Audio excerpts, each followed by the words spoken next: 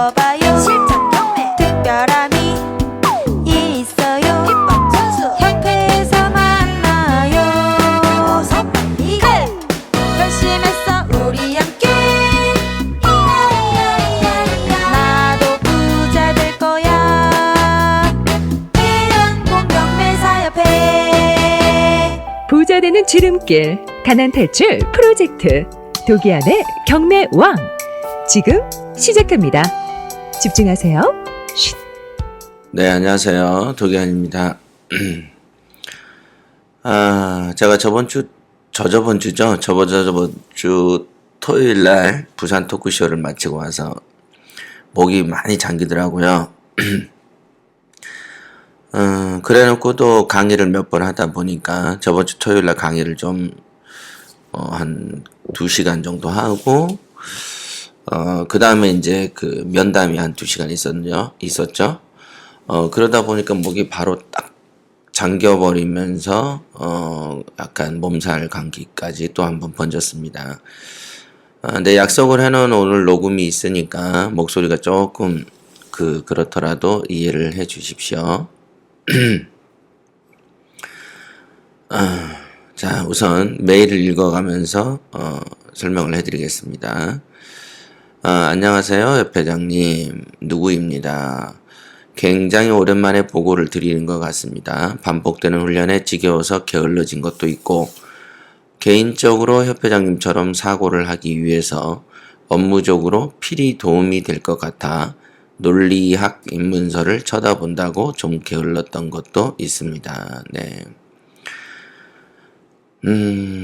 예, 저처럼 사고하거나 저처럼 말을 잘하고 싶다라고 하면서 어떤 방법을 써야 그렇게 되는가를 물어보시는 분들이 간혹 있습니다.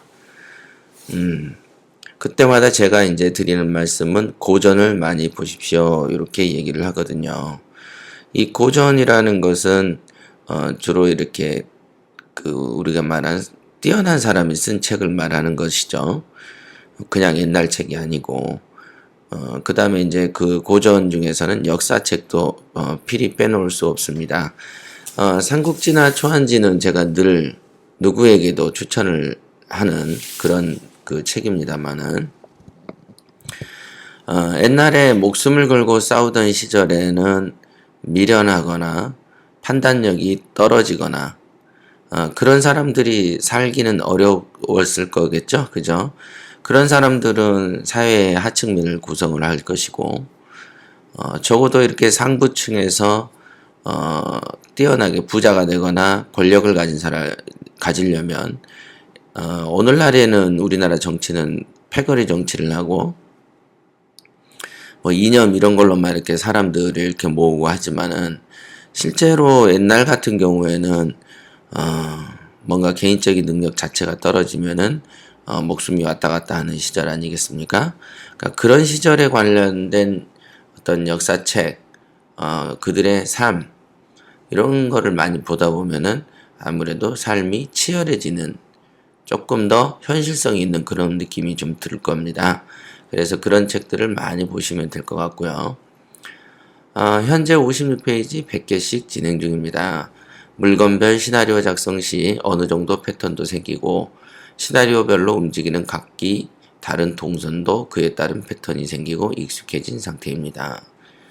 혹시나 계속하다 보면 또 뭔가 깨닫는 게 있지 않을까 보고는 있지만 제 감량에서는 아직 딱히 나올 것 같이 보이지 않습니다.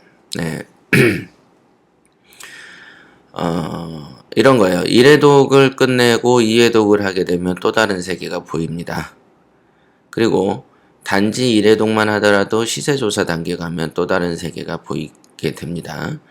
그러니까 지금 1회독을 먼저 완성하시고 2, 3회독을 가실 것인지 1회독을 완성하시고 시세조사 단계에서 다른 경험을 통해서 우량물건 검색 단계를 조명할 것인지 어느 쪽을 선택을 하시든 간에 플러스된 이익만 있기 때문에 무관하다 이렇게 볼 수 있습니다.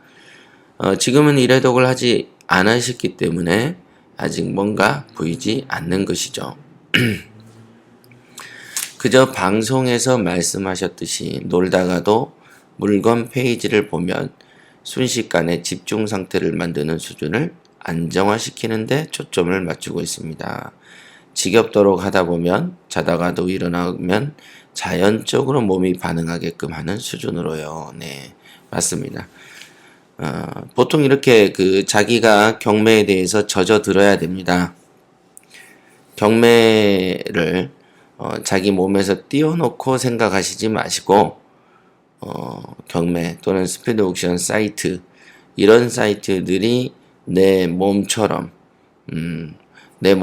붙어 있는 듯한 정도까지는 가셔야 될 것입니다. 그 정도 돼야지 경매를 갖고 놀지. 나는 나고 경매는 경매다 라고 분류를 시켜 놓으면 아직은 경매랑 친해지지 않는 상태인 거죠. 나는 운전면허를 봐도 이제 겨우 이렇게 운전대를 잡을 때 서른 느낌이 날 때랑 자기가 운전을 할 때 또는 골목의 좁은 길을 통과할 때 차의 크기는 크더라도 자기 몸처럼 운전하는 경지 그 상태가 경매가 내 몸으로 들어온 상태가 되지 않겠습니까? 그죠? 경매 자체가 내 삶하고 똑같아지는 단계가 굉장히 중요한데 그 단계를 촉진시키는 방법 중에 하나가 지금 하시는 훈련법이다 라고 생각하시면 돼요. 오랫동안 반복을 하기 때문에 느끼는 지겹다라는 느낌 있죠. 그것 때문에 대부분 게을르게 이렇게 하시거든요. 그러나 그 지겹다라는 마음을 가지시면 절대로 안 됩니다. 내가 지겹다? 이런 거보다는 아이고 호기심에 오늘도 이렇게 회사에 출근해서 일을 하는 게 짜증난다.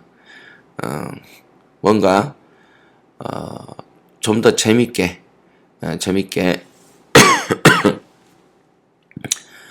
너무 재밌다 라고 느끼셔야 되는 것이죠. 네. 자, 그 다음에 질문입니다. 1번 해회장님께서는 평소 물건을 고르실 때도 필터링을 해놓고 보시나요? 아니면 그저 저희들처럼 그냥 페이지대로 보시나요? 네. 그냥 봅니다. 그냥. 예. 이렇게 따로 보는 방법은 없고요. 그것을 보면서 여러분들하고 다른 세계를 바라보는 것이죠. 다른 조건, 다른 환경에서 쳐다보고 그 다음에 다른 정도의 어떤 정신 집중력 그래서 가능하면 그 속에 있는 어떤 직관적인 거를 느끼려고 애를 쓰는데 우리가 흔히 말하는 통밥이라든지 감에 의존하지 말라라고 하는 그런 저급한 단계의 감이 아니고 집중을 하다 보면은 생기는 어떤 감각이라는 게 있는데 그 감각에 의존을 하죠. 근데 그 감각은 개인차가 있겠지만은 지금 하시는 훈련을 통해서 꾸준히 하시다 보면 그 감각이 얻어집니다. 그 감각을 얻는 법이죠.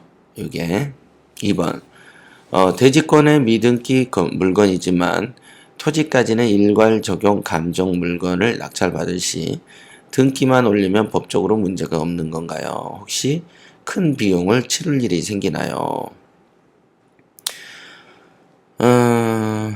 절대 아닙니다. 예. 큰 비용은 생기지 않습니다. 대지권이 미등기더라도 토지가 감정에 적용이 되면 당연히 대지권도 내가 산 것이 되는 것입니다. 내가 샀기 때문에 사실은 등기만 올리면 문제가 없는 건가 이게 아니고 등기를 하지 않아도 내 것이 되는 것이고요. 등기를 하지 않은 상태에서도 거래가 됩니다. 그러나 이제 법원 쪽에서는 가능하면 등기를 해주는 식으로 하고 있지만 공매 쪽에서는 등기를 잘 안 해주는 경향이 있습니다. 등기를 안 해주는지는 온비드 공매 같은 데 보시면 등기는 네가 알아서 하세요 이렇게 써놓는 경우가 있고 그런 경우가 해당된다 이렇게 보시면 되겠습니다. 우선은 무관하다 이렇게 보시면 되고 초보자들이 볼 때 빨간 글씨이기 때문에 그냥 넘기지 않겠는가 라고 말씀을 하시지만 예. 빨간 글씨라는 건 주의하란 얘기지 하지 말란 얘기는 아닌 것이죠. 그러니까 우리는 조금 더 뒤져봐야 되는 것이죠. 그렇죠? 예. 그러니까 그런 어떤 글씨 색에 의존하면 안 되죠. 왜냐? 우량물건 검색 훈련법은 물건을 검색하는 데 있어서 다양한 경매의 편견을 버리는 게 이 훈련의 목적인데 경매의 편견도 버리는데 겨우 빨간색으로 뭐 좀 써놨다고 겁을 먹어버리면 어떻게 되겠습니까? 그죠? 경매의 편견보다 훨씬 작은 게 빨간 글씨 아니겠습니까? 예, 그런 거에 영향을 받으시면 안 되겠습니다. 3번 유치권 물건은 아무래도 확실한 증거가 있지 않다면 소송 절차 및 긴 시간을 감안해야 할 것 같은데요. 협회장님께서는 저희에게 유치권 물건에 대해 어떤 의견을 보통 주시나요? 네, 유치권은요, 확실한 증거가 없으면 안 하시는 게 좋습니다. 물론 확실한 증거까지는 아니더라도 한 80%의 증거나 감각이 있다면 그리고 돈이 좀 크게 벌린다면 소송을 감안해도 괜찮습니다. 그죠? 그렇지만은 새해 몇 달 안 나간다고 해서 멘붕이 오는 그런 나약한 정신이 이런 소송을 받아들일 능력은 없겠죠. 그러니까 자기의 주제를 알고 자기가 가지는 그릇의 크기를 알고 야, 나는 유치권으로 소송을 하거나 싸움이 좀 길어지더라도 한 번은 꼭 해보고 싶다. 또는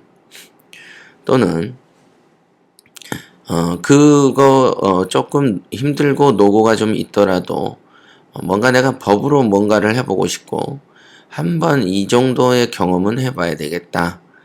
그만큼의 이득이 좀 크구나 라면은 해도 되는 것이죠. 하지만 저는 가르치는 입장이기 때문에 확실하게 증거가 없으면 안 하시는 게 좋습니다 라고 얘기를 하는 것이죠. 그러니까 유치권 물건을 해도 되는 경우와 하지 말아야 되는 경우들에 대해서는 그 범위가 굉장히 넓다 이렇게 보시면 되겠습니다. 4번 상가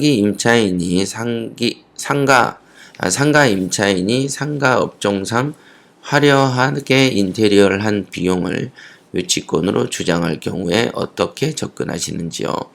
예, 권리금도 유치권이 될 수 있는지요? 예, 권리금 유치권 안 되고요.